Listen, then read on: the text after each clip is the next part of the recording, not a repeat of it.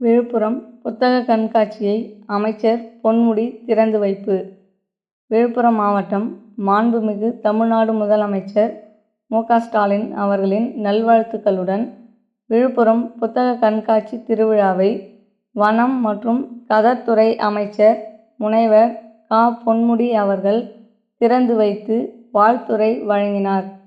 மாவட்ட ஆட்சியர் ஷேக் அப்துல் ரகுமான், சட்டமன்ற உறுப்பினர்கள் செஞ்சி, கே.எஸ். மஸ்தான், டாக்டர் ரா. லட்சுமணன், அன்னியூர் சிவா, மணிகண்ணன், நாடாளுமன்ற உறுப்பினர் து. ரவிக்குமார், மாவட்ட ஊராட்சி குழு தலைவர் மா.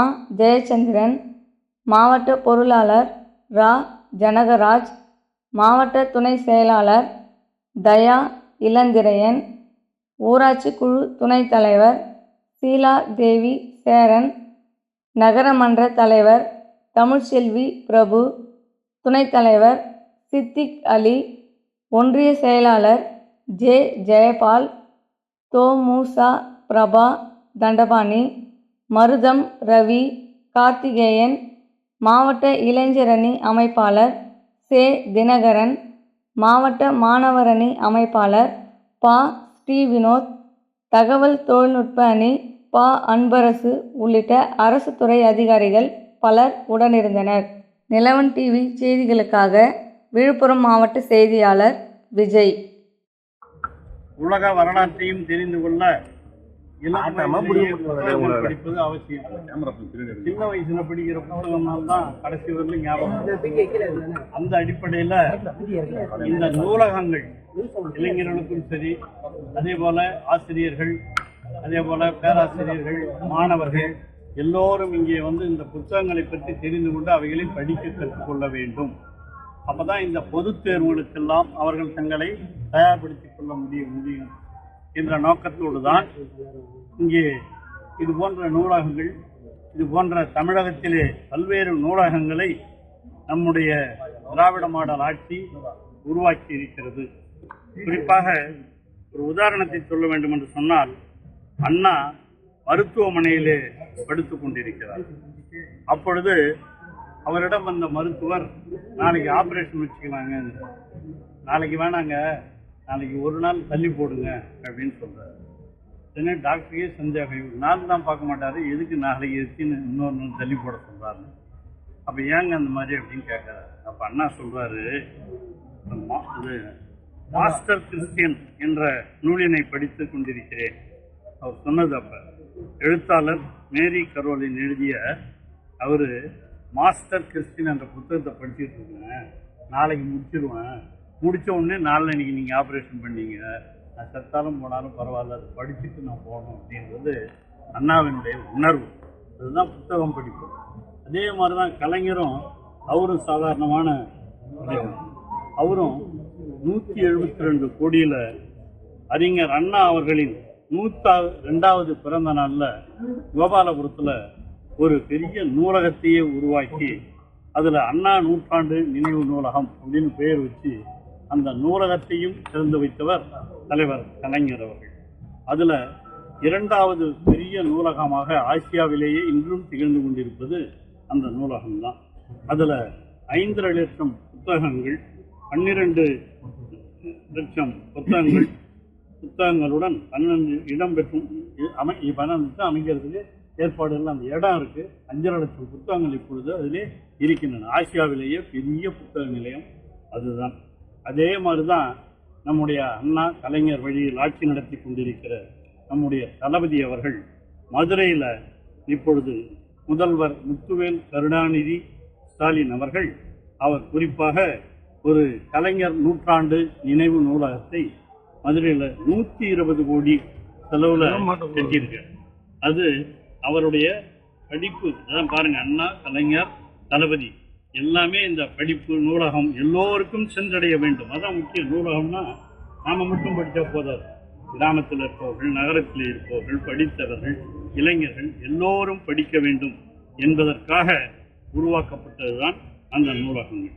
அதிலேயும் இன்னைக்கு 3.5 லட்சம் நூல்கள் அந்த மதுரை நூலகத்திலே இருக்கின்றன. எல்லாம் லட்சக்கணக்கில் புத்தகங்கள் இருக்கின்ற இடங்களாகத்தான் அந்த நூலகங்கள் இருக்கின்றன.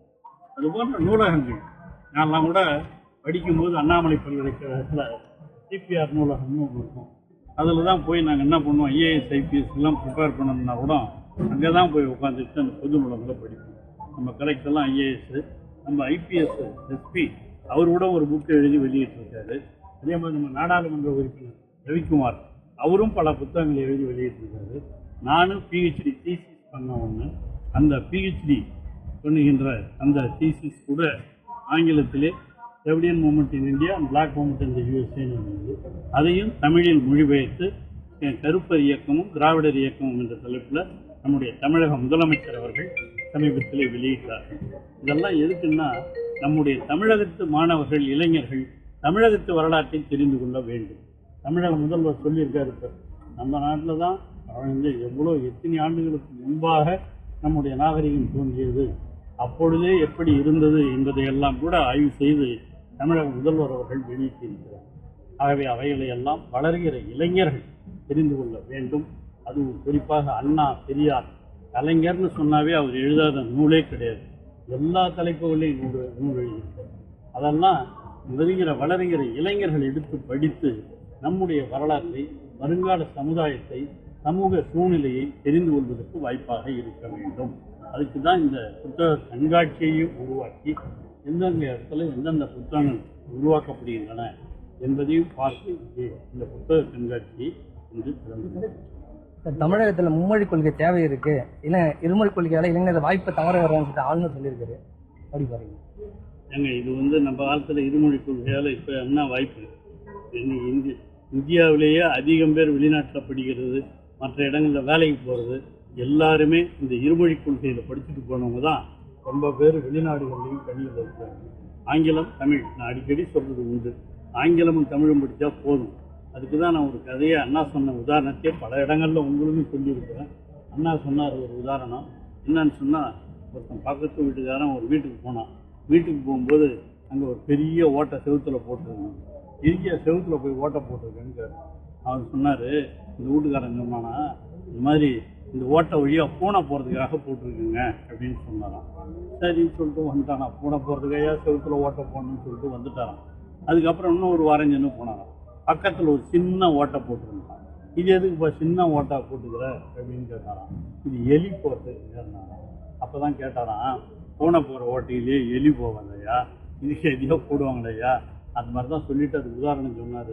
அதுக்கு எதுக்காக இந்த உதாரணத்தை அண்ணா சொன்னார்னா, இந்த பெரிய ஓட்டை இன்டர்நேஷ்னல் லாங்குவேஜ் ஆங்கிலம் இந்தியாவில் மட்டும், மற்ற மாநிலங்களில் வெளிநாட்டுக்கு போய் படித்தாலும் நமக்கு ஆங்கிலம் படிச்சிருந்தா போதும். அது இன்டர்நேஷ்னல் லாங்குவேஜ், பெரிய ஓட்டை. அது இந்த பெரிய ஓட்டைக்குள்ளே எலி நுழையாதா, சின்ன ஓட்டை, அதில் எந்த மொழியாக இருந்தாலும் அதில் போகலாம். அதனால் இந்தி மொழிங்கிறது இந்த சின்ன ஓட்டை மாதிரி, அது தேவையில்லாத ஒன்று. நமக்கு தாய்மொழி தமிழ், அதுலேயும் நாம் வல்லுநர்களாக இருக்க வேண்டும். ஆகவே தமிழும் ஆங்கிலமும் இருந்தால் போதும் தான் அண்ணா காலத்தில் இருந்து இந்த 1967 இந்த இருமொழிக் கொள்கை பின்பற்றப்படுகிறது.